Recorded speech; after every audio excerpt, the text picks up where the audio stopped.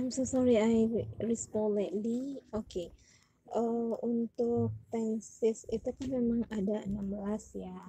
Dan kamu itu harus hafal the big one-nya. Misalkan 16 nanti kita bagi 4 itu kan ada dalam bentuk present, past future dengan past future. Terus yang di present itu bisa kita bagi 4 yaitu simple present tense, present continuous, present perfect tense, perfect continuous tense. Untuk past, past tense, past continuous tense, past perfect tense, past perfect continuous tense. Untuk future, future tense, future continuous, future perfect tense, future perfect continuous.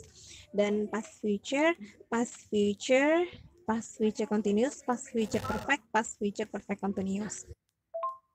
Oke, jadi kalau misalkan kita mau berbicara bahasa Inggris kepada foreigner, itu lebih tepatnya mereka biasanya menggunakan rumus present tense ya. Misalkan dia bertanya tentang kegiatan kita sehari-hari, what do you do? Berarti kan nanya tentang job. Berarti I'm a student atau I'm a teacher. Itu berarti rumus present tense. Ketika misalkan mereka bertanya what are you doing, apa yang sedang kamu lakukan, you can say that I am watching, I am listening, dan itu adalah present continuous.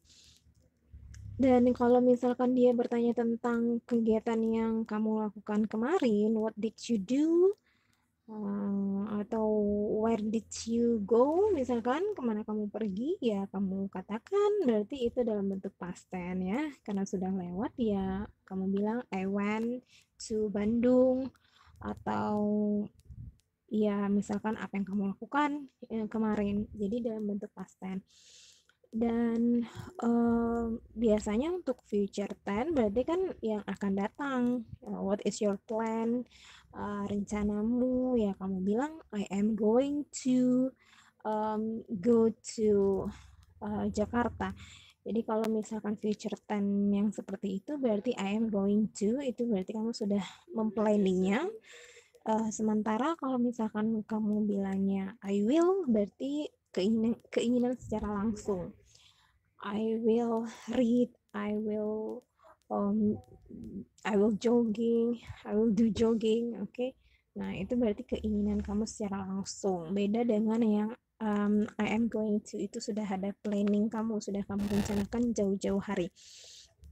Dan biasanya ada juga yang bentuk present perfect. Apa yang sudah aku lakukan, misalkan ya seperti misalkan coba kamu tell me about your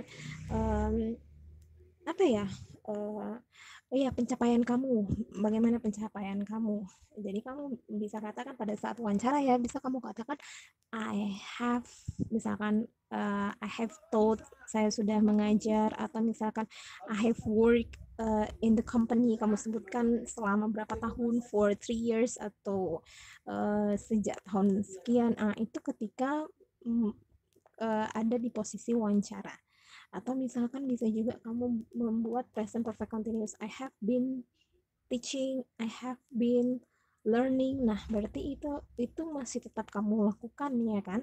Itu sudah kamu lakukan dan sekarang pun juga masih kamu lakukan. Itu disebut dengan perfect continuous tense.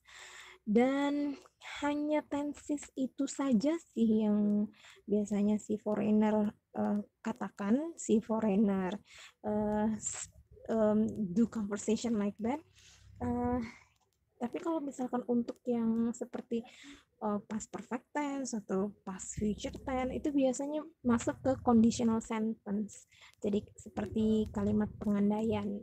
Jika saja kamu orang kaya, kamu akan ngapain? Nah, itu saja sih masuk ke past future. I would go to Bali, misalkan I would buy an apartment. Nah, itu adalah bentuk suatu pengandaian sih dengan menggunakan past future yang pakai would ya. Ya, itu saja. Dan untuk tenses-tenses yang lain itu nggak perlu uh, pusing ya mikirinnya, dan tidak perlu terlalu dihafal karena strukturnya itu sudah ada, dan ya kita tidak boleh juga untuk bingung ya kita pakai rumus apa ya ketika ngomong, dan mereka itu tidak don't care about your grammar, dan mereka tahu itu hanya conversation itu ya kamu tahu maksud saya, dan saya juga tahu maksud kamu itu apa dah. Nah itulah yang dikatakan conversation yang goes well ya. Saya rasa itu semoga membantu. Terima kasih.